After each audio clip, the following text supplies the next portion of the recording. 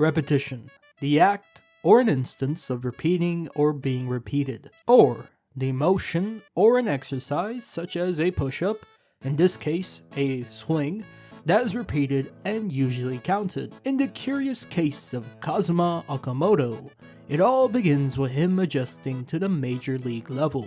Recently in my Blue Jays injury crisis video, I highlighted a few guys who had to step up in the absence of all the injuries on the roster. Flashback. Baseball is all about adjustments. So, get into the lab with David Tompkins and fix the issues you're having. He has to step it up in the absence of George Springer.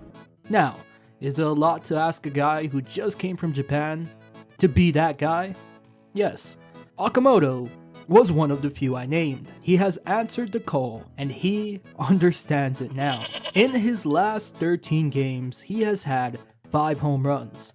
Then you add in his last 10 a OPS of 977, a 265 batting average, and being a productive hitter who slugs. This has been the guy who has kept the Blue Jays afloat during this tough stretch, and now Springer is back. Now, how good has Kazuma Okamoto been? Or some would say Professor Oak? Well, psst, psst. Like always, if you could like this video, I'd really appreciate it. It goes a long way. YouTube algorithm is kind of weird. And as always, thank you for watching. Now back to the video.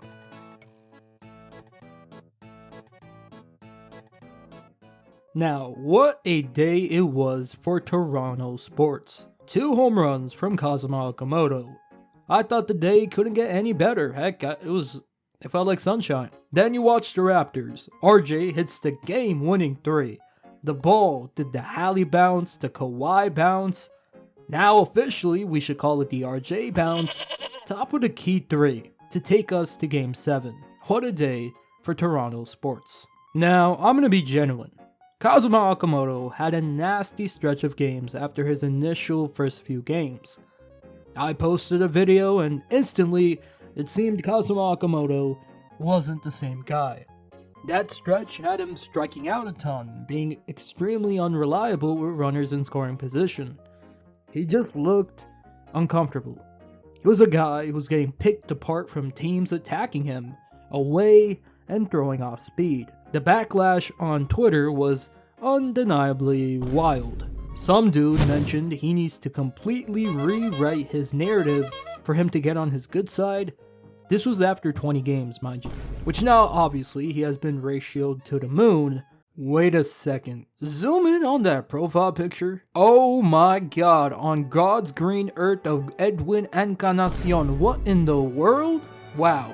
If you had a Kawasaki picture, you instantly gained the knowledge of baseball. And he cooked the living shit out of this guy.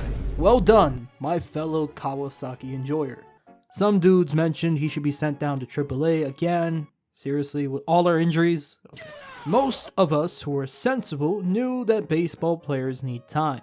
Heck, the greatest football quarterbacks to play football need a year or more behind a steady dose of knowledge from a regular starter. Now, why am I mentioning this for a Kazuma comparison? I don't really know. You guys make the connection.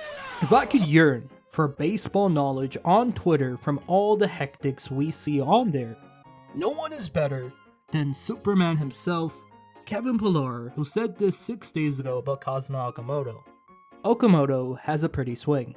Powerful, compact swing. Adjusting to a new culture, new league, new pitching is gonna take some time. He also plays a nice third base.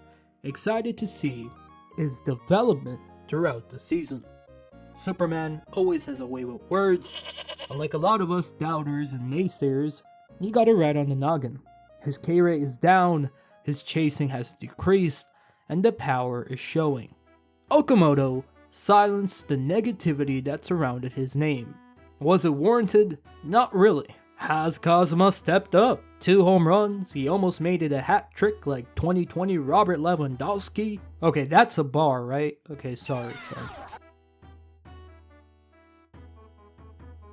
That taxes Kazuma Okamoto hitting a home run! Santa Maria! He is our leader in home runs for the 2026 season. Vlad gets on base, Okamoto puts it in the seats.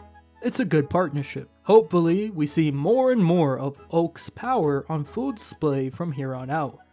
Again, another massive, and when I say massive, I mean massive part of this story is the hitting coaches led by David Popkins.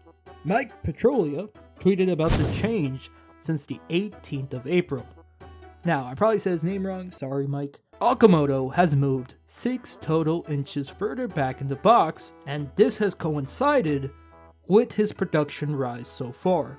Now, if you're like me, who isn't into the nitty-gritty numbers of baseball, this opened my eyes. David Popkins, thank you for always finding the cure for players.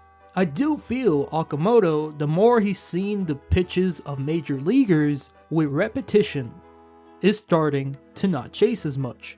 This has unlocked a much more reliable Okamoto. I've seen him just have quality at bats.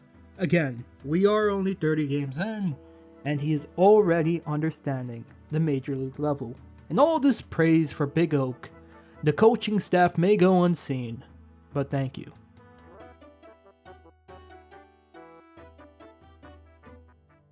Well, this is a short rant, but one I think Kazuma deserves. What a game, and what a day for Toronto sports. 2 home runs, and both were hard hit balls. When Okamoto gets a hold of one, say goodbye to that baseball. Also, yo Hendrik Pinyango, I see you young man. I was begging they called you up since Lucas got injured and was struggling, and wow. What a start to your Blue Jays career. Not a single strikeout in 6 games. The kid is 23 years old. Like always, I hope you're having a great day. Keep watching your Blue Jays. Let's make it another series win. And peace. Wait, did you guys actually think I'd forget about my time machine? If I can bring back one player from Blue Jays history, it would be Roy Halladay. A Hall of Famer, the greatest pitcher in Blue Jays history, arguably, and we miss you. Have a great day, and thank you for watching.